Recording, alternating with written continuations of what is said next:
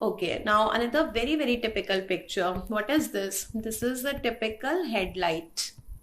This is the typical headlight in the fog appearance.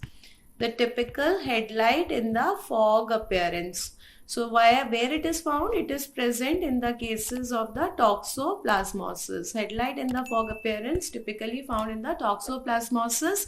So whenever you get such kind of a picture, you already know that they are talking about toxoplasmosis, and the main host is a cat here.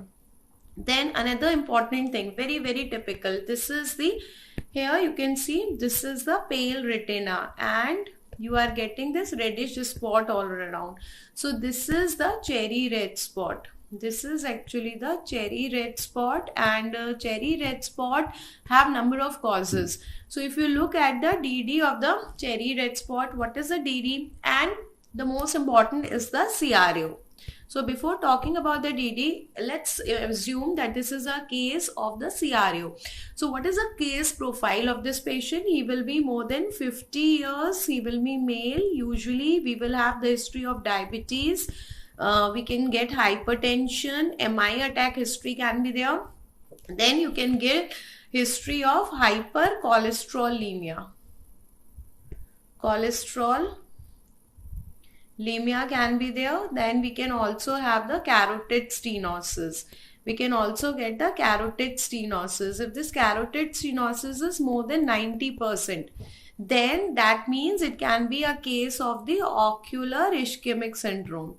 It can be a case of the ocular ischemic syndrome. So one of the presentation of the ocular ischemic syndrome is also the CRO. Now once you are sure, now we will talk about the DDs. DDs may we have the cherry trees never grows tall in the mud and the sand. Okay, this is the total DD. So this will be CRAO. Then we have the Tay-Sachs disease. Then we have the Niemann-Pick disease. Then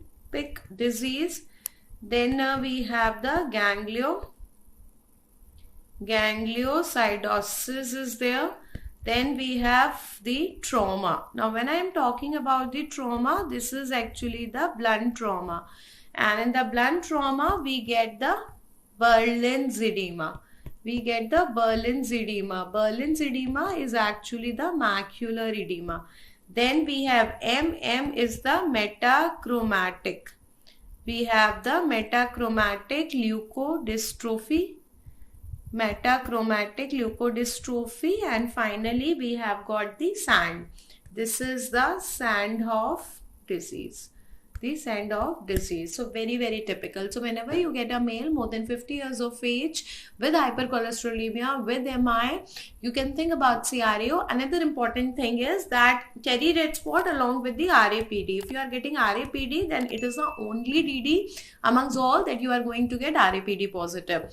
And this is actually a ocular emergency. So